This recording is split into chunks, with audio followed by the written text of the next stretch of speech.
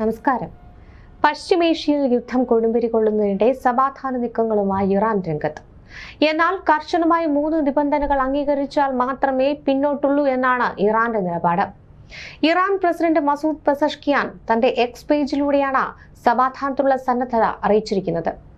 രാജ്യത്തിന്റെ പരമാധികാരം അംഗീകരിക്കുക, യുദ്ധം മൂലമുണ്ടാകുന്ന നാശനഷ്ടങ്ങൾക്ക് അർഹമായ നഷ്ടപരിഹാരം നൽകുക, ഭാവിയിൽ ഇത്തരം സംഘർഷങ്ങൾ ഉണ്ടാകില്ലെന്ന് അന്താരാഷ്ട്ര തലത്തിൽ ഉറപ്പ് നൽകുക എന്നിവയാണ് പ്രധാന നിബന്ധനകൾ. എന്നാൽ ഇറാന്റെ നീക്കങ്ങൾക്ക് കനത്ത മുന്നറിയിപ്പുമായാണ് US പ്രസിഡന്റ് ഡൊണാൾഡ് ട്രംപ് പ്രതികരിച്ചത്. ഇറാനിലെ മിക്ക സൈനിക ലക്ഷ്യസ്ഥാനങ്ങളും തകർത്തതായി, യുദ്ധമുടൻ അവസാനിക്കുമെന്നും ട്രംപ് അവകാശപ്പെട്ടു. അതേസമയം ഹോർമോസ് കടലിടുക്കിലൂടെയുള്ള ഊർജ്ജ നീക്കം തടസ്സപ്പെടുത്തുവാൻ ശ്രമിച്ചാൽ ഇതുവരെ കാണാത്ത പ്രത്യാഘാതങ്ങൾ ഇറാൻ നേരിടേണ്ടി വരുമെന്നും അദ്ദേഹം കൂട്ടിച്ചേർത്തു. ഇതിനിടെ തന്നെ ഇറാന്റെ തലസ്ഥാനമായ ടെഹ്റാനിൽ സെബ ബാങ്കിന്റെ ഓഫീസുകൾക്ക് നേരെയുണ്ടായ വ്യോമാക്രമണം സ്ഥിതിഗതികൾ വീണ്ടും വഷളാക്കിയിരിക്കുകയാണ്. ഇതിന് തിരിച്ചടിയായി ഇസ്രയേലുമായും അമേരിക്കയുമായും ബന്ധമുള്ള ബാങ്കിംഗ് സാമ്പത്തിക കേന്ദ്രങ്ങളെ തകർക്കുമെന്ന് ഇറാൻ പ്രഖ്യാപിച്ചു. പ്രത്യാക്രമണം കണക്കിലെടുത്ത് പശ്ചിമേഷ്യയിലെ ജനങ്ങൾ ബാങ്ക് ശാഖകളിൽ നിന്നും 1000 മീറ്റർ അകലം പാലിക്കണമെന്ന് ഇറാൻ ഔദ്യോഗികമായി നിർദ്ദേശിച്ചു. പ്രത്യാക്രമണം കണക്കിലെടുത്ത് പശ്ചിമേഷ്യയിലെ ജനങ്ങൾ ബാങ്ക് ശാഖകളിൽ നിന്നും 1000 മീറ്റർ അകലം പാലിക്കണമെന്ന് ഇറാൻ ഔദ്യോഗികമായി നിർദ്ദേശിച്ചിട്ടുണ്ട്. സംഘർഷം ആഗോള സാമ്പത്തിക മേഖലയെ തന്നെ ബാധിക്കുമെന്ന ആശങ്കയിലാണ് ലോകം. ഇതിനിടെ അമേരിക്കയുടെയും ഇസ്രയേലിന്റെ ഭീഷണി ശക്തമാകുന്ന പശ്ചിമേഷ്യ യുദ്ധ സാഹചര്യത്തിൽ ഇറാന്റെ പുതിയ പരമോന്നത നേതാവ് മുജ്തബ ഖമേനിയുടെ സുരക്ഷ രാജ്യത്തിനാകെ ഏറ്റവും പ്രധാന വിഷയമായി മാറിയിരിക്കുകയാണ്. ഇസ്രയേൽ അമേരിക്ക സംയുക്ത വ്യോമാക്രമണത്തിൽ അദ്ദേഹത്തിന്റെ പിതാവായ അയത്തുള്ള അലി ഖമേനി കൊല്ലപ്പെട്ടതിന് പിന്നാലെ മുജ്തബയെ സംരക്ഷിക്കുവാൻ ഒരു അത്യന്തം രഹസ്യമായ എലൈറ്റ് ഭീകരവിരുദ്ധ യൂണിറ്റ് നിയോഗിക്കപ്പെട്ടിട്ടുണ്ട് എന്നാണ് റിപ്പോർട്ടുകൾ പറയുന്നത്.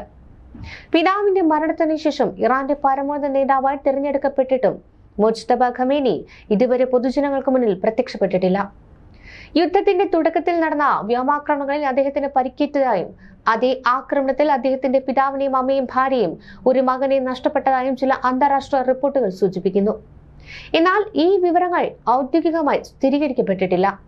ഇറാന്റെ പുതിയ പരമോന്നത നേതാവിനെ സംരക്ഷിക്കാൻ NOPO എന്നറിയപ്പെടുന്ന പ്രത്യേക ഭീകരവിരുദ്ധ സേനയെ വിന്യസിച്ചതായി റിപ്പോർട്ടുകൾ പറയുന്നുണ്ട്.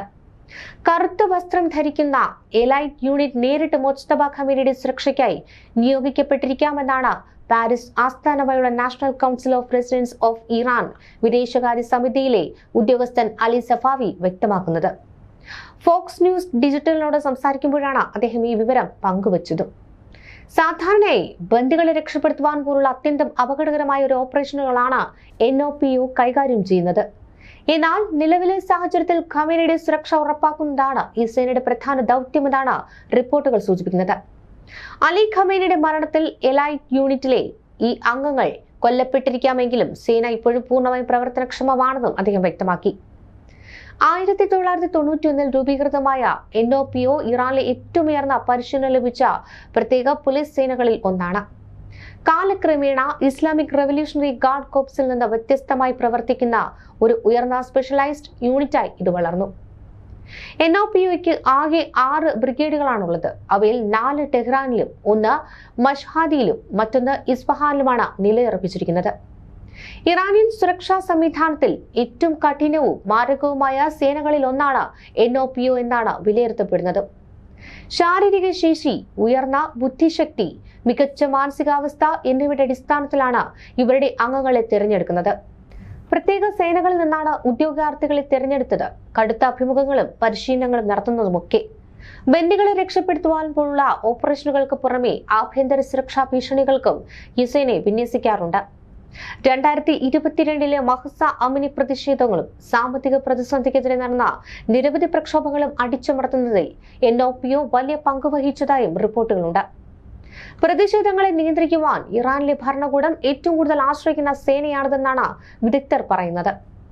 ഈ സേനയിലെ അംഗങ്ങൾക്ക് ആയോധന കലകൾ, parkour, parachuting, free fall, paragliding, diving എന്നിവ ഉൾപ്പെടെയുള്ള നിരവധി പ്രത്യേക പരിശീലനങ്ങളും നൽകപ്പെടുന്നു. നഗരപ്രദേശങ്ങളിലെ തടസ്സങ്ങൾ മറികടക്കുവാനും അതിവേഗത്തിൽ ഓപ്പറേഷൻ നടത്തുവാനും ഈ പരിശീലനം സഹായിക്കുന്നതാണ്. ഇറാനിലെ രാഷ്ട്രീയ തടവുകാരുള്ള ജയിലുകൾക്ക് ചുറ്റും പോലും 100 കണക്കിന് NOPO അംഗങ്ങളെ വിന്യസിച്ചിട്ടുണ്ട് എന്നാണ് റിപ്പോർട്ടുകൾ. US-ഉമായും ഇസ്രയേലുമായും ഉണ്ടായ യുദ്ധ സാഹചര്യത്തിൽ ചില സാധാരണ ജയിൽ ഉദ്യോഗസ്ഥർ സ്ഥലം വിട്ടതിനെ തുടർന്ന് ടെഹ്റാനിലെ എവിൻ ജയിലിന്റെ നിയന്ത്രണം പോലും ഈ സേന ഏറ്റെടുത്തതായി റിപ്പോർട്ടുകളിൽ പറയുന്നു. മനുഷ്യാവകാശ ലംഘനങ്ങളിൽ പങ്കുണ്ടെന്ന ആരോപണത്തെ തുടർന്ന് 2021 അമേരിക്കൻ ട്രഷറി വകുപ്പ് NOPOയ്ക്കെതിരെ ഉപരോധം പ്രഖ്യാപിച്ചിരുന്നു. ഇറാനിയൻ പൗരന്മാർക്കെതിരെ ഗുരുതരമായ മനുഷ്യാവകാശ ലംഘനങ്ങൾ നടത്തിയെന്നാണ് ആരോപണം. ഇതിനിടെ ഇറാന്റെ പുതിയ പരമോന്നത നേതാവായ മുജ്തബ ഖമേനി പൊതുജനങ്ങൾക്ക് മുന്നിൽ പ്രത്യക്ഷപ്പെട്ടിട്ടുമില്ല. മാർച്ച് 8 ഇറാന്റെ അസംബ്ലി ഓഫ് എക്സ്പേർട്സ് അദ്ദേഹത്തെ രാജ്യത്തിന്റെ 3ാമത്തെ പരമോന്നത നേതാവായി തെരഞ്ഞെടുക്കുകയായിരുന്നു. പിതാവിന്റെ മരണത്തിന് ശേഷം അദ്ദേഹം ഇതുവരെ ഔദ്യോഗിക പ്രസ്താവനകൾ പുറത്തിറക്കിയിട്ടില്ല. ചില അന്താരാഷ്ട്ര റിപ്പോർട്ടുകൾ പ്രകാരം ആക്രമണങ്ങളിൽ അദ്ദേഹത്തിന് കാലുകൾക്കുൾപ്പെടെ പരിക്കേറ്റിരിക്കാമെന്നാണ് പറയുന്നത്. എന്നാൽ ഇറാൻ പ്രസിഡന്റ് മസൂദ് പെസഷ്കിയാന്റെ മകൻ ഈ റിപ്പോർട്ടുകളൊക്കെ തള്ളിയിട്ടുണ്ട്. മുജ്തബ ഖമേനി സുരക്ഷിതനും ആരോഗ്യവാനുമെന്നാണ് സർക്കാർ വൃത്തങ്ങൾ വ്യക്തമാക്കിയതായി അദ്ദേഹം അറിയിക്കുന്നത്. നിലവിൽ അത്യന്തം രഹസ്യമായ ഒരു സുരക്ഷിത സ്ഥലത്താണ് മുജ്തബ ഖമേനി കഴിയുന്നതെന്നും അദ്ദേഹത്തിന്റെ ആശയവിനിമയം കർശനമായി നിയന്ത്രിച്ചിരിക്കുകയാണെന്നും വിദേശ റിപ്പോർട്ടുകൾ സൂചിപ്പിക്കുന്നു. പശ്ചിമേഷ്യയിൽ യുദ്ധഭീഷണി ശക്തമാകുന്ന സാഹചര്യത്തിൽ ഇറാന്റെ പുതിയ പരമോന്നത നേതാവിന്റെ സുരക്ഷ ഇപ്പോൾ രാജ്യത്തിന്റെ ഏറ്റവും പ്രധാനപ്പെട്ട ദേശീയ സുരക്ഷാ മുൻഗണനയായി മാറിയിരിക്കുകയാണ്. ഇതിനിടെ തന്നെ പശ്ചിമേഷ്യയിലെ സംഘർഷങ്ങൾ കൂടുതൽ കടുത്ത സാഹചര്യത്തിലേക്ക് നീങ്ങിക്കൊണ്ടിരിക്കുന്ന ഒരു പശ്ചാത്തലത്തിൽ മുസ്ലിങ്ങൾക്കുള്ള ഏറ്റവും പുണ്യസ്ഥലങ്ങളിലൊന്നായ അൽ അക്സ മോസ്ക് വീണ്ടും അന്താരാഷ്ട്ര ശ്രദ്ധാകേന്ദ്രമായി മാറിയിരിക്കുകയാണ്. വിശുദ്ധ മാസമായ റംദാൻ തുടരുന്ന സമയത്ത് പഴയ ജെറുസലേം നഗരത്തിലെ അൽ അക്സ പള്ളി അടച്ചുവെച്ച നടപടി തുടരുന്നതിനിടെ 8 മുസ്ലിം രാജ്യങ്ങൾ ശക്തമായി രംഗത്ത് വന്നിട്ടുണ്ട്.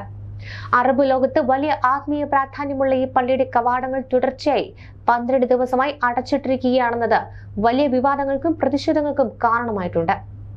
ഈ വിഷയത്തിൽ സംയുക്തമായി പ്രതികരിച്ച രാജ്യങ്ങൾ ഖത്തർ, ജോർദാൻ, ഇന്തോനേഷ്യ, തുർക്കി, പാകിസ്ഥാൻ, സൗദി അറേബ്യ, ഈജിപ്ത് കൂടാതെ യുണൈറ്റഡ് അറബ് എമിറേറ്റ്സ് എന്നിവയാണ്.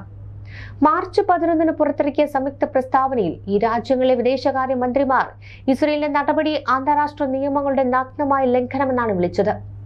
പ്രത്യേകിച്ച് പഴയ ജെറുസലേമിലേക്കും അവിടേക്കുള്ള ആരാധനാലയങ്ങളിലേക്കും ഫലസ്തീനികൾക്ക് പ്രവേശനം തടയുന്ന നടപടി അന്താരാഷ്ട്ര മാനുഷിക നിയമങ്ങളെയും ആരാധനാ സ്വാതന്ത്ര്യത്തിനുമുള്ള അടിസ്ഥാന അവകാശങ്ങളെ ലംഘിച്ചു എന്നാണ് അവർ ആരോപിക്കുന്നത്. ജെറുസലേമിലെ അൽ അക്സ പള്ളി സ്ഥിതി ചെയ്യുന്ന പ്രദേശം ഇസ്ലാമിക ലോകത്തിൽ അത്യന്തം വിശുദ്ധമായ സ്ഥലമായാണ് കണക്കാക്കപ്പെടുന്നത്.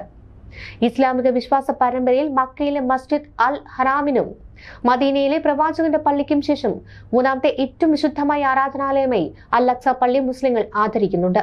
അതിനാൽ തന്നെ ലോകത്തിന്റെ വിവിധ ഭാഗങ്ങളിൽ നിന്നുള്ള വിശ്വാസികൾക്ക് ഈ പള്ളി വലിയ ആത്മീയ പ്രാധാന്യമുള്ളതാണ്. പ്രത്യേകിച്ച് വിശുദ്ധമായ റംദാൻ മാസത്തിൽ ആയിരക്കണക്കിന് ആളുകൾ മാത്രമല്ല ലക്ഷക്കണക്കിന് മുസ്ലിം വിശ്വാസികൾ ജെറൂസലേമിലെ ഈ വിശുദ്ധ പ്രദേശത്തേക്ക് എത്തി പ്രാർത്ഥന നടത്തുന്നതാണ് പതിവ്. റമദാൻ മാസത്തിലെ രാത്രികളിലും വെള്ളിയാഴ്ചകളിലും അൽ അക്സ പള്ളി പരിസരം വിശ്വാസികളാൽ നിറഞ്ഞു നിൽക്കുന്ന ദൃശ്യങ്ങൾ സാധാരണ കാണപ്പെടാറുമുണ്ട്. അൽ അക്സ പള്ളി സ്ഥിതി ചെയ്യുന്ന മുഴുവൻ പ്രദേശവും ഇസ്ലാമിക ചരിത്രത്തിലും സംസ്കാരത്തിലും വലിയ സ്ഥാനമാണ് വഹിക്കുന്നത്. നൂറ്റാണ്ടുകളായി മുസ്ലിങ്ങൾ ഈ പ്രദേശത്തെ ഒരു വിശുദ്ധ ആരാധനാ കേന്ദ്രമായി കണക്കാക്കുന്നുണ്ട്.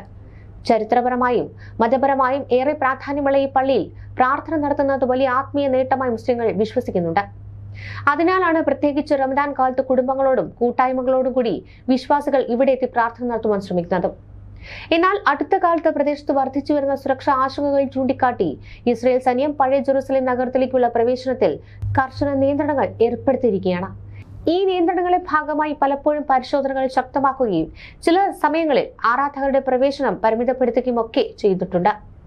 പള്ളിയിലേക്കുള്ള പ്രവേശനം നിയന്ത്രിക്കുന്ന നടപടികൾ പ്രദേശത്ത് വലിയ വിവാദങ്ങൾക്കും പ്രതിഷേധങ്ങൾക്കും ഒക്കെയാണ് ഇടയാക്കിയിട്ടുള്ളത്. വിശുദ്ധ മാസത്തിൽ ആരാധനാ സ്വാതന്ത്ര്യം തടയപ്പെടുന്നതായി പലരും ആരോപിക്കുന്നു. അതേസമയം സുരക്ഷാ സാഹചര്യങ്ങൾ കണക്കിലെടുത്താണ് ഈ നടപടികൾ സ്വീകരിക്കുന്നതെന്ന് ഇസ്രയേൽ അധികൃതർ വ്യക്തമാക്കി. എന്നാൽ മതപരമായ സ്വാതന്ത്ര്യത്തെയും ചരിത്രപരമായ അവകാശങ്ങളെയും ബാധിക്കുന്ന വിഷയമായതിനാൽ അൽ അക്സ പള്ളിയെ ചുറ്റിപ്പറ്റിയുള്ള ഈ പ്രശ്നം പശ്ചിമേഷ്യൻ രാഷ്ട്രീയത്തിലും അന്താരാഷ്ട്ര വേദികളിലുമൊക്കെ വലിയ ചർച്ചയിൽ മാറിക്കൊണ്ടിരിക്കുകയാണ്.